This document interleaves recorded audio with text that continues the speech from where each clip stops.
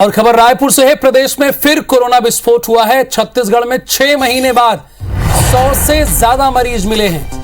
1667 लोगों की जांच में 102 लोग पॉजिटिव पाए गए हैं। यानी संक्रमण दर जो कभी 0 हो गया था वो आज 6.12 पहुंच गया है।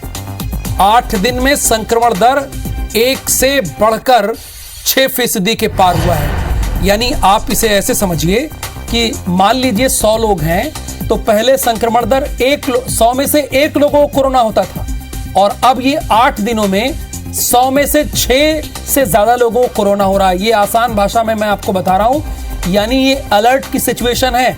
जितने भी मेरे दर्शक देख रहे हैं वो इस बात को जाने, हम आपको डराने की कोशिश नहीं कर रहे हैं, लेकिन अलर्ट करना तो हमारा काम है और आपको रहना चाहिए।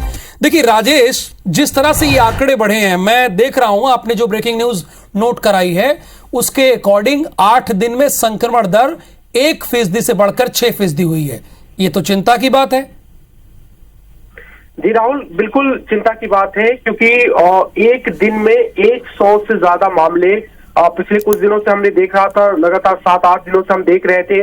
कुछ मामले पहले 10-12 आने शुरू हुए, 20 आने शुरू हुए, फिर 40-50 के बीच में गया और फिर कम होकर के वो 30-35 आ गया और आज 102 मामले एक दिन में आए हैं। और जो संक्रमण दर है जो आप बता रहे थे अभी 6.12% का संक्रमण दर, ये निश्चित रूप से चिंता वाली बात है। और स्वास्थ्य विभाग कई दिनों से अपील कर रहा था कि लोग समझे, भीड़ भाड़ से बचे, क्योंकि संक्रमण बढ़ रहा है। आज ही रिपोर्ट आई है, आईआईटी एक प्रतिष्ठित संस्थान है और वो ये कह रहा है कि मई के महीने में एक दिन में 40,000 से ज्यादा केस आएंगे और ट्रेंड कुछ यही बता रहा है। तो निश्चित रूप से चिंता वाली बात है। हालांकि एक छोटी सी राहत अभी तक की आंकड़ों में आप जरूर कह सकते हैं कि 6.12% के संक्रमण दर में भी मौत का आंकड़ा अभी ज्यादा नहीं है। आज मौत का आंकड़ा 0 है। राहत की बात है, हो सकता है कि वैक्सीनेशन हुआ है, लोग संक्रमित हुए हैं, उसके चलते एंटीबॉडी डेवलप की गई हो, लेकिन कोई नहीं जानता कि कोई नया वेरिएंट तो नहीं आ गया, या फिर अगर नई आउटब्रेक है तो उसमें किस तरह का बिहेव करेगा ये वायरस, किसी को नहीं पता। तो निश्चित रूप से ये गंभीरता से लेना चाहिए। और जो सबसे ज्यादा प्रभावित जिले हैं, मेरे सामने कुछ आंकड़े हैं, मैं बता देता हूं। रायपुर में 25 मामले सामने आए हैं, राजनांदगांव में 12, धमतरी में 11 और कोंडागांव बहुत छोटा सा है, दूर है, लेकिन 17 मामले सामने आए हैं। सबसे ज्यादा जो मामले आज जिलों में आए हैं उसके हैं 102 है और जो एक्टिव मरीज की संख्या है वो 323 पहुंच गई है। एक चीज और बता देना चाहूंगा, 8 दिन पहले संक्रमण दर 1% से भी नीचे 0.95 था, आज 6.12 हो गया है।